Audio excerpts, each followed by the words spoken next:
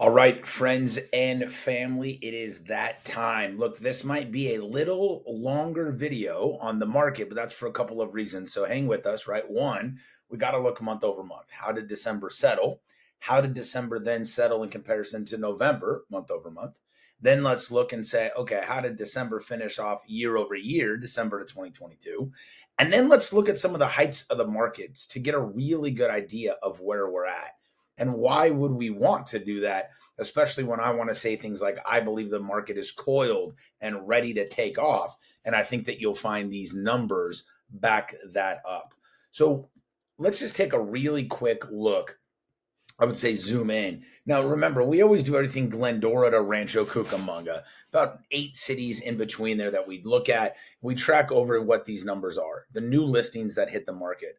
So I would say that this market is literally, it's been grinding to a halt. It's not a seasonality mixture because if I went back and showed you, look, 198 to 159, 258, November, we were still bringing new listings to the market in December.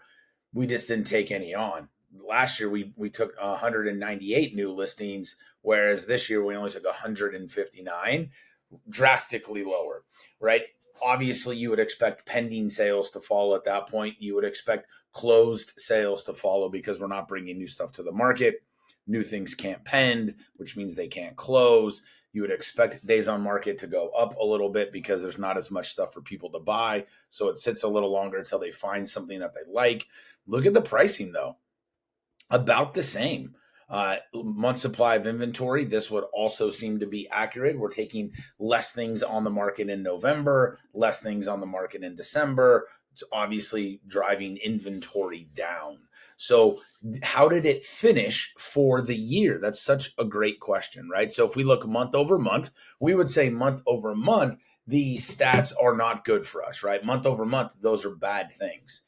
If we look year over year and say, hey, look, arguably we were Mayday, markets going down. Think about this for a second.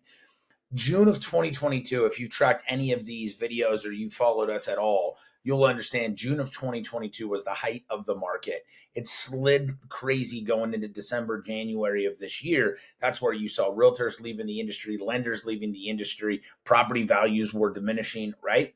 And then you'll notice this back the front half of this year, we started saying, hey, February, March, April, these prices are climbed right out till June of 23. So interesting if you look June of 2022 and June of 2023, these were the top of the market for us. Both if we go from a pricing perspective, right? 834 and 861 respectively. So we actually nobody thought, I mean look at this. We were at June of 2022 right here. Let's just zoom in on this for a quick second, right? When we pull in on this one of June of 2022 to January of 2023, this was the hit. Everyone thought, okay, bubble popped, markets dropping, and it did. Rates peaked out, everything hit the brakes. This is where we hit the skids, and then we started ticking back up. Nobody thought we'd get till January 2022 anytime soon from a pricing perspective. And yet you can literally look right over here, June of 2023, we passed it. And so if we do that, we would say January 2023 was a lower price point than December of 2023. So we can compare height of the market to the end of the year. We can also compare June of 2023 to January of 23, the low of the market, to start to say, hey, look, where were we at high to low? But even if we were at the low of the market, January of 23 at 712, we come right up over here. We're finishing the year off at 807. I mean, that's a nice swing in 6 months. And so I think we can be very pleased with the January to June number. So we got that right up here. So if we were to look January, the low, till the end of the year, we finished off on a 13% increase. I mean, that's a great run. Yeah, less inventory. Yeah, less things are coming to the market. But from a pricing point, I mean, think about it. We've rebounded 13.9 and we lost June to January. We lost 14.6. We're only a point off, point and a half off the height of the market.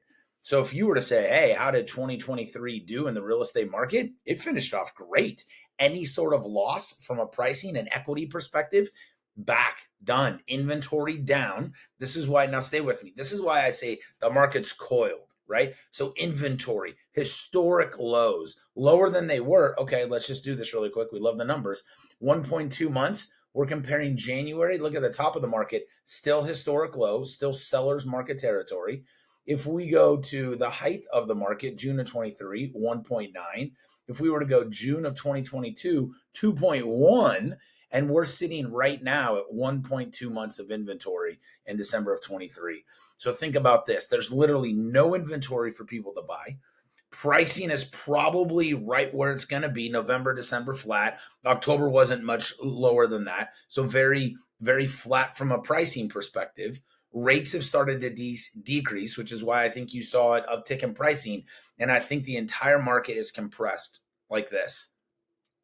As soon as rates drop, look, there are a ton. The buyer has a ton. The market, let me accurately state that. The market has a ton of pre-qualified buyers ready to buy homes with literally no houses to purchase. So sellers, this is the time. When you say, hey, I want to catch it out of the gate, I want to catch the run, this is the time. You pick up the phone, you start making the plans, you get the photographs out there, the photographers out there, you start prepping this thing to sell because the market is compressed right now. Now, here's the deal. Interest rates skyrocket, inflation goes through the roof. There's nothing that says the bottom of this thing doesn't fall out either. But when the market is coiled and it's ready to do something, this is where you start to get ready to go, right? If you're thinking about investing, you want to move right now. You want to start looking at those stats and trends. If you're thinking about selling, you want to see where this thing starts popping off at. Now, look, I'm going to tell you, we're good from an equity perspective. If you're thinking about selling and we start to see a couple of weeks decreasing in value, you might want to shoot that off. Because if all of a sudden you say, hey, I'm going to wait, and you wait to go into that month over month number, what if you drop 6%? Right? That's a real number. What if you drop 9% because you waited an extra couple of weeks? Now we'll know because we track stuff week over week. We don't get a spreadsheet like this that we can look at month over month in different time periods without coming in and saying, hey, we're going to track week over week. So we've got the data in order to track this thing to help you get ready to execute when it's time to go. So very clearly, I would say, hey, if you're not on a market report, let's get you on a market report now. Now, this is a citywide market report. You could say, hey, Ryan, I just want a market report for my city. It'll just give you the 30. It's a rolling 30 days. So this stuff updates every day. If there's new listings that hit the market that would drive this up or down, every day this changes because it's a rolling 30-day trend. So you can get just a city one. It'll show you all the active pendings and solds for your particular city. It'll give you everything that's in there. If you just want to see the solds, you can click that out. Or you can say, hey, I want one very specific to my neighborhood. So not only do I see the same average list price, new homes that are coming on in my neighborhood, right now we're getting very specific about where we're talking, getting hyper-focused, trying to get the purest thing, which is an asset valuation from us. But a market report will come in and say, hey, here's my neighborhood. And you don't need two. You don't need a city and a neighborhood one, because as you get the same information as your neighborhood, we pull in the city stuff for you as well. So your market report will come in like this. You'll be able to come down. It'll show you if we're leaning towards a seller's market or a buyer's market, give you some stats on the city. Then it pulls in the stats on your neighborhood. All of the active pending and sold information is neighborhood specific. These are neighborhood specific as well. And you might say, wow, I'm right next to $1 million house. What's that? You just click on the thumbnail. Next thing you know, you've got everything you need right in your fingertips. So if you're not already on a market report, if you're not receiving a market report from us, probably that's the first step. Click on the link that says get your market report here. You can start tracking the stats and trends. Again, you let us know. City, neighborhood, specific, primary residence, rental properties. Let's start tracking the stats and the trends. That way you can actively participate in the equity growth or the debt management of the real estate that you have. This is really how we start to provide our consulting services to you. And it's not always just do we buy, do we sell? How do we prepare not for the market we're in, but how do we prepare for the market we're going into? Because that's going to help us get to our long-term goals. So the month over month numbers for December, great. Year over year numbers, great.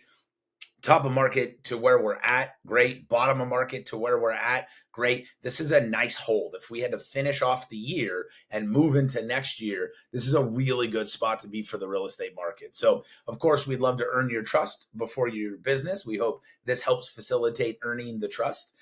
And then when you're looking to sell your home, we'd love to have a phone conversation with you. Hopefully, you're tracking all of your equity and stats and trends on your market reports. Then you just reach out and say, hey, Ryan, we're ready for that asset valuation. Let's have the next couple of conversations and get ready to go. So appreciate you. Hopefully, your heart is full, your stomachs are fuller, or maybe your stomachs are full and your heart is fuller. Either way, we hope the holiday season treated you well. And we look forward to moving the kingdom forward through capital influence with you into 2024.